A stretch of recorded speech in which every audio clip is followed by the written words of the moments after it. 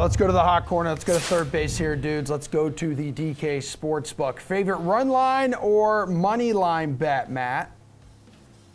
So the pick that I had in mind as of 20 minutes ago, I can't really say anymore because the Mets were plus 135 for their game in Atlanta tonight. The line's dropped 30 cents. They're down to plus 105. And I think what's going on, which we'll see a lot across the board, is that teams that don't have anything to play for, especially if they just got into that status as of today, like the Braves who clinched the division last night, like they're not going to play most of the regulars. Freddie Freeman probably won't be in the lineup among other guys. So the Mets are already on the move. I can't really recommend them because the line has moved so much.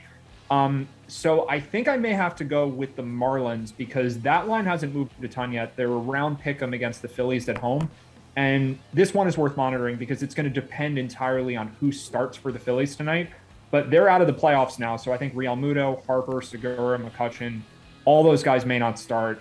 And if that's the case, I think the Marlins should be significant favorites. I like Ranger Suarez, but Sandy Alcantara is probably still a better pitcher. The Marlins are at home. These lineups could be pretty even if the Phillies are playing their backups. So that's like tentatively my pick because it's going to depend on if those starters are in.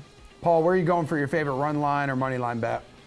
Before I rag on the Red Sox, I'll remind listeners that I'm a Jays fan, and I know they lost 2 of 3 against the Yankees, but I'm more surprised that Boston dropped 2 of 3 in Baltimore. And tonight, the Bo Sox visit Washington, and I expect their struggles to continue. That offense has been a little inconsistent of late, and their starter, Eduardo Rodriguez, has been up and down in his last 10 starts as well, and affords a platoon advantage to a couple of red-hot bats in Keibert Ruiz and Alcides Escobar, along with the presence of the lefty slugger Juan Soto. That's going to be a tough night for him, I think, and he's been hitting against everybody, Soto has. So I like their chances tonight. The Nats will start lefty Josh Rogers, who's impressed in his last 5 starts with a .229 opposing batting average, a .273 ERA over 29 2/3 innings in that stretch. I'll take the Nats at plus 170 on the money line tonight.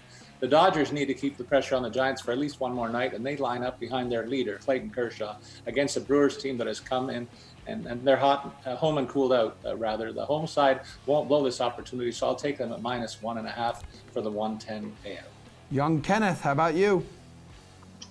Yeah, I like the Yankees. No surprise here at minus 130. And again, look, I think the Rays, you saw last night, they didn't really deploy a lot of their high leverage relievers. They just wrapped up the best record, home field advantage out the playoffs. So I don't think that they're really going to go balls to the wall here to win this game. When you look at the matchup, I don't think it's a good one for Shane McClanahan coming in with the 4.63 xERA. Obviously, he has that electric fastball, but this is a very good fastball hitting team, and that 45.4% hard hit rate, 420 xWOBA on contact. I could go on and on. The bottom line here is this guy's giving up a lot of hard hit balls, and the New York Yankees might be the most intimidating lineup to face right now if you are having issues giving up hard hit balls. Stanton and Judge with 9 homers over the last 9 games. The Yankees have won 8 of those over the last week. The Yankees are tops in barrel rate, fourth in home runs, and 4th in hard hit rate and WRC+. I just don't see a way where McClanahan makes it out unscathed. And if they're able to fall behind, then we already talked about the Rays' adversity against left-handed pitching with Nestor Cortez in a good spot.